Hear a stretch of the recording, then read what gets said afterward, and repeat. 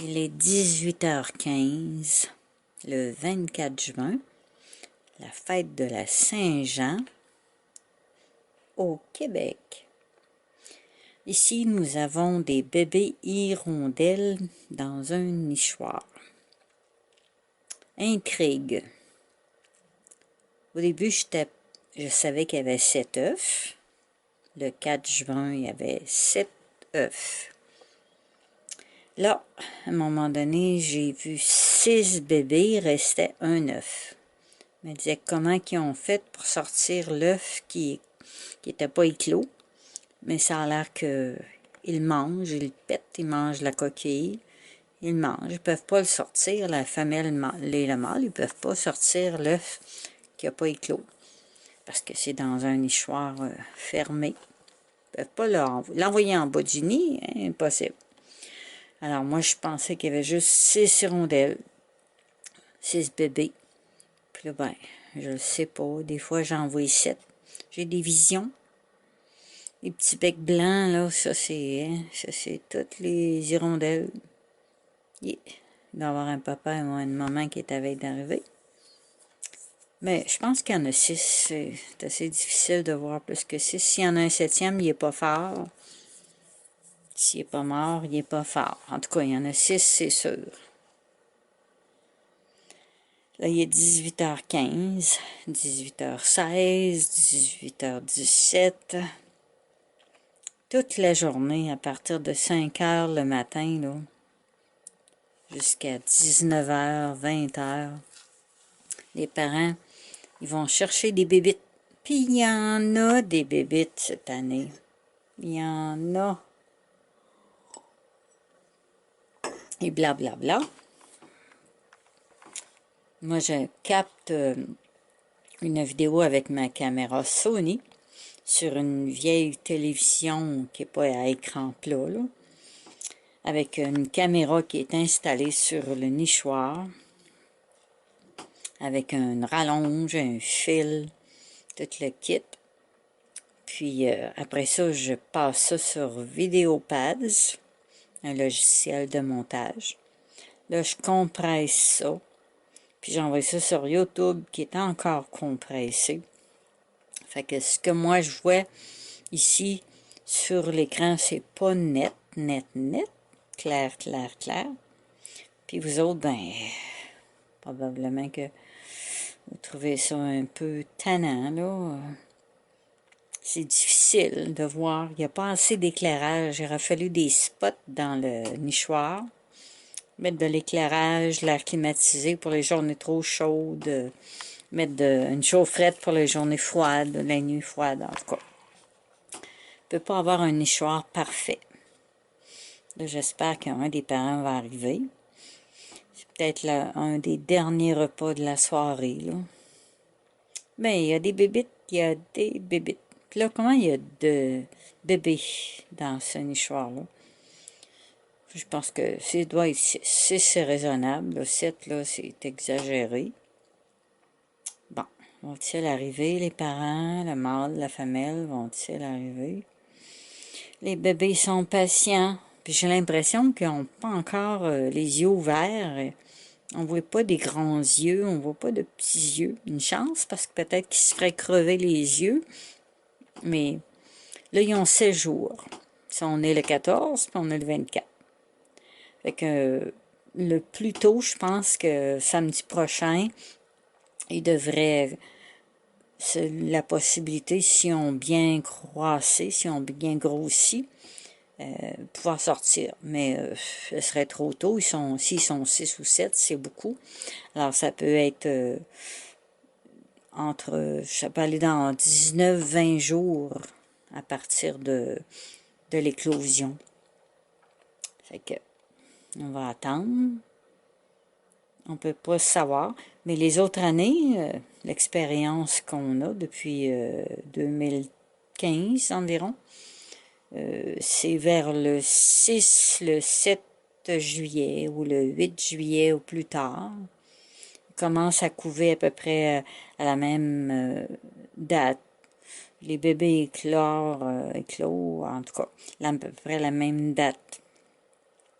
Puis Fait que s'ils sont 6 ou 7 ou 4, ça peut être différent. Ça va plus vite à 4, ils grossissent plus vite. Il faut qu'ils soient prêts à partir, qu'ils soient assez forts. Blablabla. Bla, bla. J'attends toujours. Il va sûrement avoir un parent qui va arriver. Là, j'essaie de deviner combien il y a de bébés. Moi, j'en vois 6, là. Un genre, on voit pas 7 encore, là. On va couper des bouts. Et... En tout cas, c'était tout rose au début. Puis maintenant, c'est bleu. Avec des petites taches blanches. Je suis chanceuse, des fois, j'essaie de capter l'image sur la TV, puis il y a toujours des barres qui montent ou qui descendent, des couleurs de foncé qui apparaissent. Je suis obligée de faire des coupures, puis j'essaie de me prendre dans différentes positions. Ou bien la caméra, elle capte moins bien. Il y a plein de picots, puis c'est vraiment pas parfait. Puis c'est sûr que la longueur de fil, là, c'est quasiment... elle doit être un 30-35 pieds de fil. Puis moi, je suis au 2e étage. Bon. Là, je parle plus, j'attends que les parents arrivent pour nourrir les bébés. C'est long, c'est long. Ils sont patients, ces bébés-là. Ça y est, il va arriver quelqu'un, là. Il va arriver quelqu'un. Ils vont s'endormir, ils sont fatigués. Toute la journée, là, ils restent sur le qui-vive. Y a-tu de la bouffe ici? Y a-tu de la bouffe ici? Y a pas de bouffe ici. On s'endort ici. Le coudon. On mange-tu? On mange-tu? Tout ce qui rentre, faut que ça sorte. Fait que les parents, ils surveillent. Oh, wow! Et combien qu'ils sont, là? Et combien qu'il y a de petits becs, là? Et Caroline, c'est dur, c'est dur, c'est dur. Eh, ça les a réveillés, hein? Et c'était dur de compter les petits becs. 1, 2, 3, 4, 5, 6. Et je compte quasiment 7 petits becs. C'est pas croyable. Ça se peut pas. 1, 2, 3, 4, 5, 6. Oh mon Dieu. Il y en a un qui se vire à l'envers. Il nous monte tout ça. Oh non. 1, 4, 5, 6, 7. Aïe, vraiment, là. Là. Hey, là, 1, 2, 3, 4, 5, 6. Là, je vois comme vraiment 7 petits becs. Hey, 7 petits becs qui attendent. Non. Ça n'a pas de bon sens. Là, 4 puis 3. C'est vraiment 7, là. Hi! Hey, je suis là. Ça y est. Un autre qui arrive. Oh! Puis il n'y a pas grand-chose, là. Il me semble qu'ils n'ont pas de grosses bébites, là. Ils n'ont pas de grosses bébites. Hey, ça travaille. Vous ne pouvez pas savoir la quantité de voyages que les parents peuvent faire dans une journée. C'est impensable. Il faut vraiment filmer là, pendant 12 à 14 heures de temps. Tout compter ça après combien de voyages les parents ont fait. Ils passent leur journée à aller chercher des bébites. Moi, j'en arrive pas à croire. Là, c'est impensable. Là. Donner un chiffre, là, essayer de deviner combien de voyages dans une journée les papas et la maman font. Eh, ça n'a pas de bon sens. Ah, lui, il vire à l'envers, il est sur le top, là. En tout cas, c'est pas les images parfaites, là. Je peux pas faire plus. Mais si vous êtes content de ce que je vous présente, ben tant mieux. Ça n'a pas de bon sens de pouvoir voir ça parce qu'on ne peut pas s'imaginer.